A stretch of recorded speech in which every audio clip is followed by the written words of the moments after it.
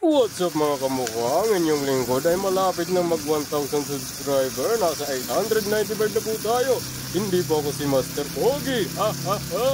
Una, huwag kang maglalagay ng mantika pag nagluluto ka ng baboy, ha? Gusto mo bang pumutok ugat mo sa puso? Ha? Huwag mo akong idamay, ayop ka. Tirang lechong kasi to, kaya nilagay ko sa rep, ha? Kaya tumigas. Yan. Ngayon ako nahihirapan. Oh, tingnan mo. Oh, parang bato. Lupit mo eh, ha? Oh, ito yung mga ano natin, oh, seasoning. Tapos ito, kamote yan. Wala tayong patatas. Bawang pala yon. Sa waray ay laso na. Okay? Mabalik tayo sa karneng baboy. Ito lechon to, ha? Sobrang tigas lang eh. Apoyan natin ng matindi. Yan. Tagal nito.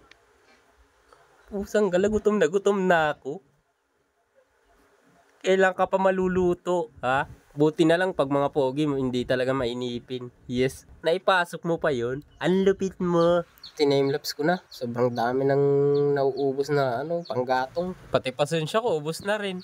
Pagkahiwa-hiwalay na nga at feeling mo hindi na siya matigas. Yan, butasan mo sa gitna. Ngayon, ilalagay natin yung laso na. Sa Tagalog ay bawang. Waray yun, ha? Laso na.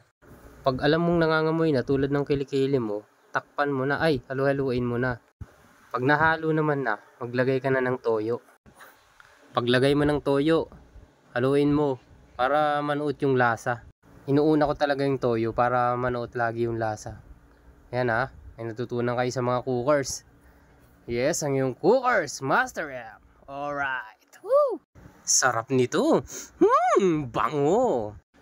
Lagyan mo ng oyster sauce. Yan, sarap niyan. Tapos, tubig na mainit.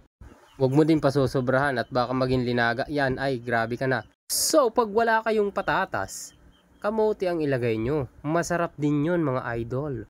Pagtapos mong haluin, takpan mo hanggang sa kumulo. At pagkatapos kong takpan, ay nakita ko si Argus. Meet Argus. Ang pinakabago, ang bagong silang na tuta. Anak ka ng tuta.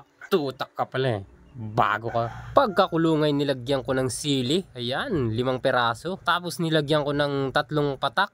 Naihi ng surot. Hindi, joke lang. Suka yan mga idol. Huwag nyo nga haluin ha. Pagka naglagay kayo ng suka, maninigas ang karne. Etong ang huling nilagay ko ay Mang Tomas. Yung maanghang to ha. 4 na kutsara lang. Okay na yun. Lasang lasa na yan. Wow. Woo! Oh, yes. Sarap.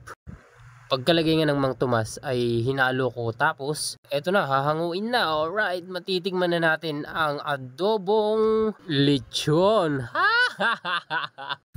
Bala kayo dyan. Oh, yes.